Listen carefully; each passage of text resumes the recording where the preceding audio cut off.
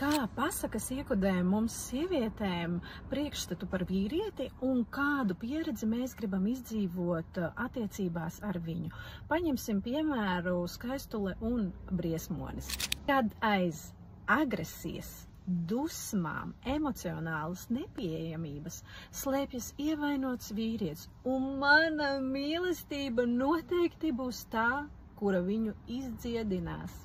Tādā gadījumā sieviete atrod vīrieti ar grūtu raksturu, iekšēju spriedzi vai emocionālu nepieejamību, jo viņā tiek saskatīts potenciāls. Tā vietā, lai atrastu vīrieti, kurš ir emocionāli pieejams, ar skaidrību, šī sieviete meklēs iekšējo drāmu, ko pārveidot mīlestībā.